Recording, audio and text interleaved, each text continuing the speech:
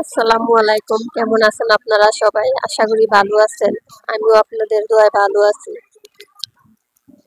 তো আপনারা বলেন, আমি ভিডিও করি, রান্না বান্নার ভিডিও দেই, আমাকে দেখতে পান না, আমার দেখা যায় না। একটা ভিডিও ছাড়লে কত সমস্যা, আর কমেন্ট যে আপনারা করেন, আপনাদের রিকোয়েস্টের ভিডিও দেই, তারপরে এক একটা সমস্যা আপনারা ধরেন, ঠিক আছে। তারপর আমি রাগ করিনি, আপনারা করবেন। তো আজকে কি করব আজকে দেখি কি করা যায়। বাজার থেকে বেশি কিছু আনিনি, এই যে একটা কুড়া নিয়েছি। তো দেখি কি কি আনা হয়েছে বাজার থেকে।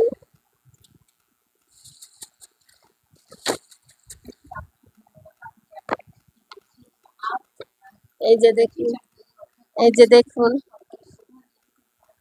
এটা কি, এটা কি বেগুন বলে।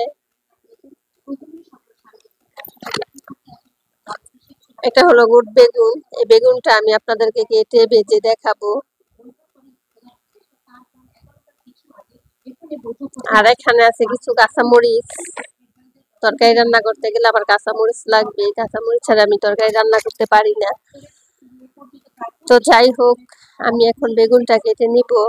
আপনারা দেখবেন কেমন হয়েছে, বলবেন, কমেন্ট করবেন। কমেন্ট করলে আমার ভালো লাগে, ভিডিও করার উৎসাহিত হয়।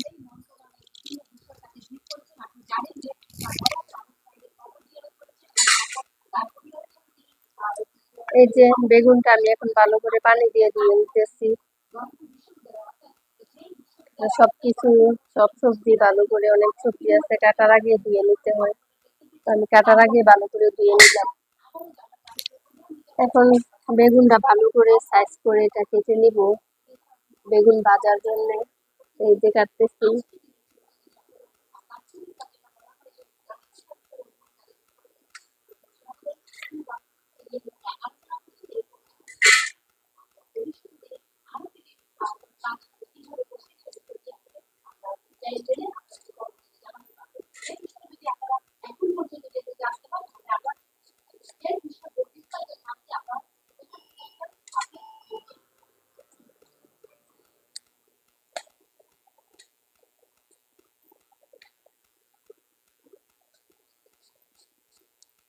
এই যে বেগুনটা ভালো করে কেটে নিলাম। এখন বেগুন ধুয়ে আমি ভালো করে হলুদ মরিচ দিয়ে মাখাবো।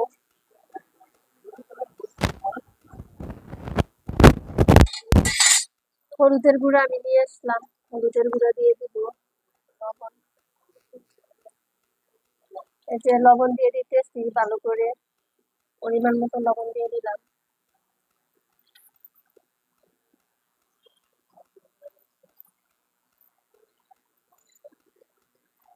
হলুদটা একটু বেশি দিতে হয়, কারণ বাচ্চারা হলুদের রং কম হইলে কোনো কিছু পছন্দ করে না, তাই হলুদের গুঁড়াটা একটু বেশি দেই। সবকিছুর মধ্যে আমি বেশি দেই, কালারটা সুন্দর আসে।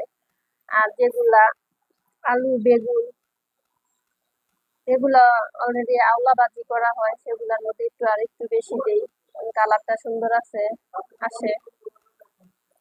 তো এই যে দেখেন, আমি ভালো করে এটা মাখিয়ে নিতেছি।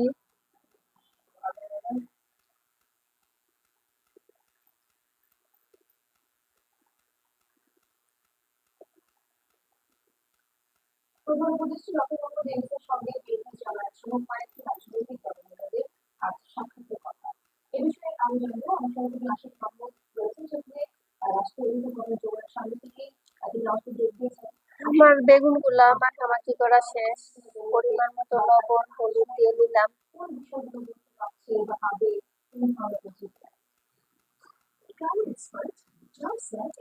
তো বেগুনটা ভেজে নেওয়ার জন্য আমি কড়াইটা বসিয়ে দিলাম, সিলিন্ডার গ্যাস।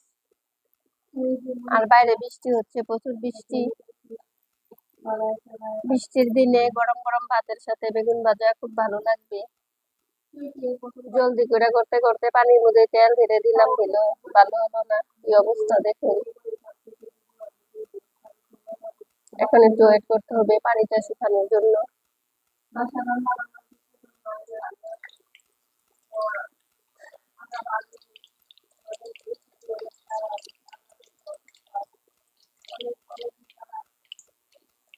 পরিমাণ মতো তেল আমি দিয়ে নিয়েছি, কারণ বেগুনটা ডুবিয়ে ভাজতে হবে, তেল বেশি না হলে হবে না। এই যে বেগুনগুলা সুন্দর করে মাখিয়ে রাখছিলাম, মাখিয়ে রাখার পরে সুন্দর মশলাগুলো বেগুনে সুন্দর করে খেয়ে নিছে, ভিজিয়ে নিছে।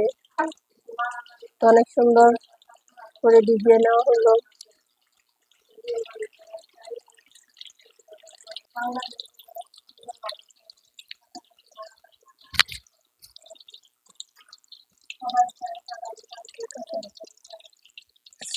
রান্নাটাই আরেকটা দিয়ে দিব, দেওয়াই নাই তো। বেগুনটা হয়ে যাচ্ছে, আরেকটু হলে বেগুনটা হয়ে যাবে। উল্টে পাল্টে দিলাম, ঘুরিয়ে ফিরিয়ে দিলাম। ঘুরিয়ে না দিলে বেগুনটা এক পাশ এদিক সেদিক হতে পারে, কম বেশি হতে পারে, তাই বেগুনটা ডুবা তেলে ভেজে নিচ্ছি। বেগুন ভাজি আর গরম ভাত খুব ভালো লাগে, তাই বৃষ্টির দিনে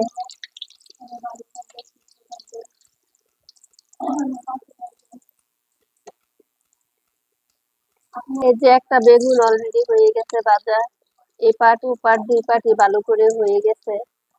বেগুনটা আমি এখানে নেমিয়ে ফেলবো। এই যে দেখুন কত সুন্দর কালার আসছে, খুব কিউট একটা কালার আসছে। তো এই বেগুনগুলো আমি ছেড়ে দিব, ছেড়ে দিয়ে আপনাদের আপনাদের কাছে অনেকক্ষণ পরে আসতেছি ঘুরে। বেগুনগুলা ভালো করে ভেজে নিয়ে একসাথে দিয়ে দিলাম। তো পরে ফিরে আসতেছি, ওয়েট করুন।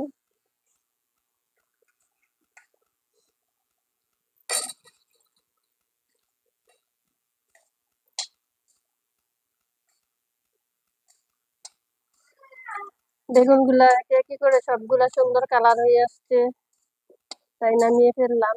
এখন মরিচগুলা ভেজে নিচ্ছি।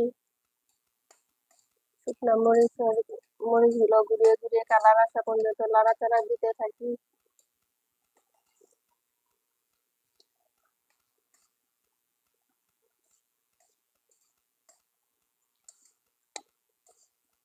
তো আপনাদের রিকোয়েস্টে এই ভিডিওটা দেওয়া হলো।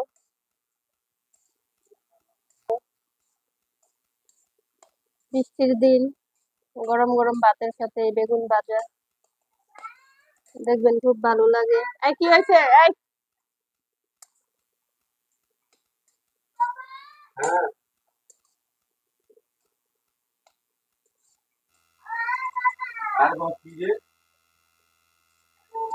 এমনি উঠা এমনি উঠা।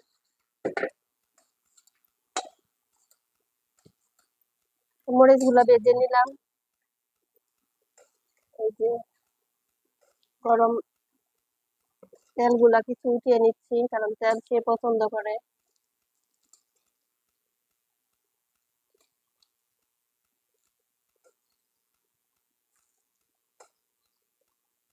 তো আমার বেগুন ভাজাটা হয়ে গেল, চুলাটা অফ করে নিলাম।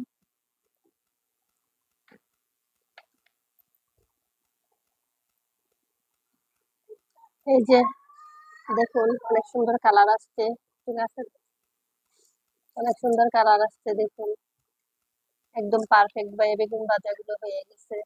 তো আপনারা এইভাবে ভেজে নেবেন। তো আর কিছু বলার নেই, এখন আপনাদের বলার কেমন হয়েছে কমেন্ট করবেন। বাই বাই, ভালো থাকবেন।